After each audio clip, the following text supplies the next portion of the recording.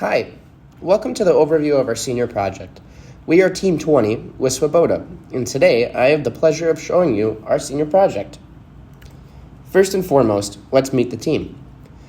We have Lance Diemter, Crystal Kinney, myself, Daniel Weller, Jordan Hayes, and Aziz Sarhan. Swoboda is an automotive components manufacturer, and what we have here is one of their many components. This is the Winton washer, which is composed of a plastic head, steel washer, and a copper-wound plastic overmolded solenoid. Recycling the component in its whole state has a return of 30 cents a pound. Recycling the component disassembled has a return of over $1.50 a pound. The 5 times return after disassembling is the motive to construct a machine to do it for us. Knowing our problem, we begin to dissect it and created specifications. Some of the important ones are highlighted in green. We can see that one of our important specifications is portability, and it is required.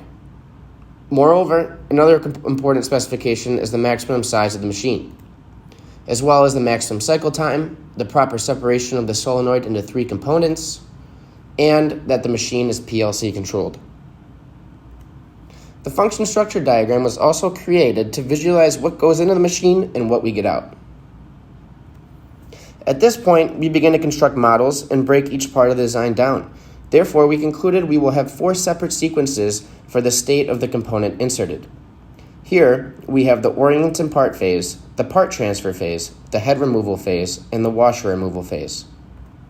The orienting part phase is shown here, where the component is inserted and it vibrates and shimmies down the shown rail.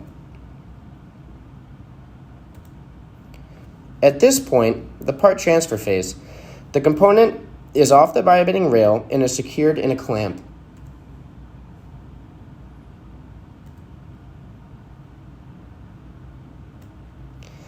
The part is then ready for the head removal phase, where shear arms remove the top plastic head.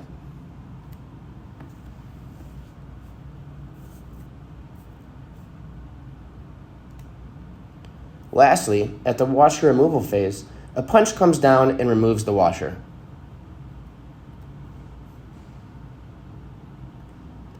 In order to properly sort and recycle the pieces, a trapdoor system was devised. A series of panels will rotate after each sequence, securely sorting each part. The electrical mapping was then done, where each process is controlled by a PLC and performed in sequential order. The panel layout was also done to ensure we have the room and all necessary equipment to perform these tasks.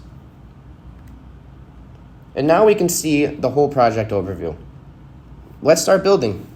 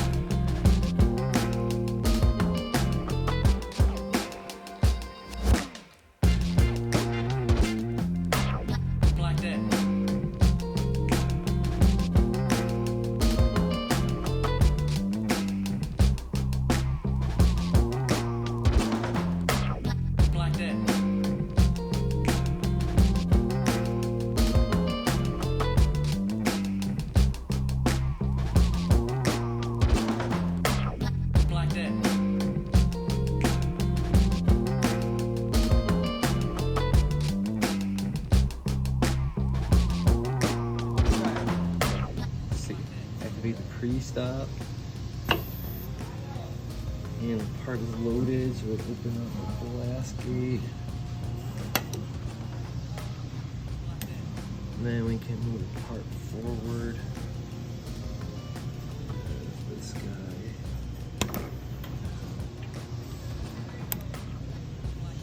Ramp it.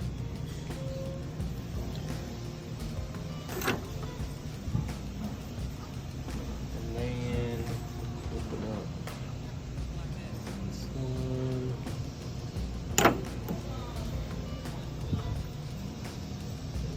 Track this down.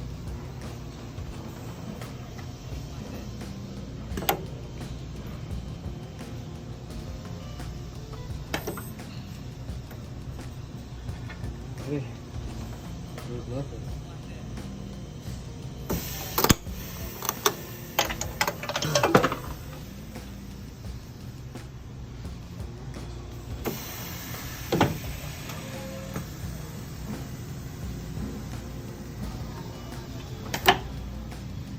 Shoot, didn't do it that time.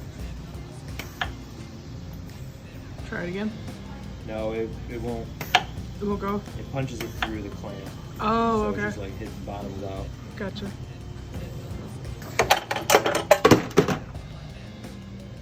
It is.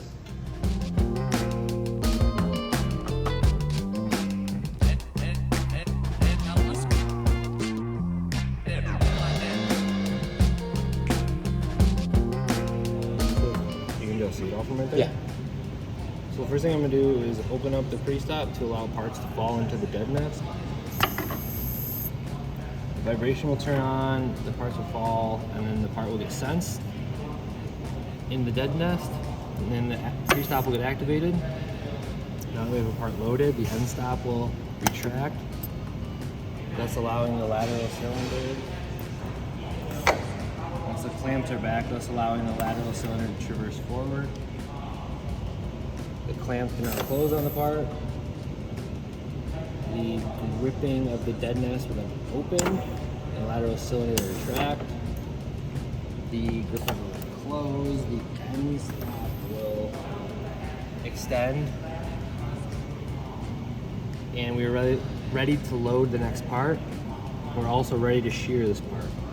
First, we're going to switch both trap doors, the open position. And now we can commence shearing.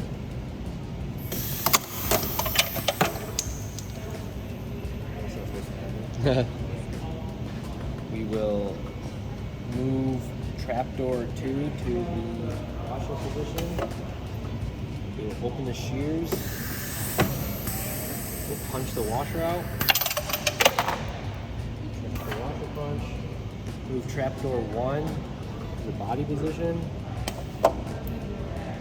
And then we will open the clamp. That is one complete cycle.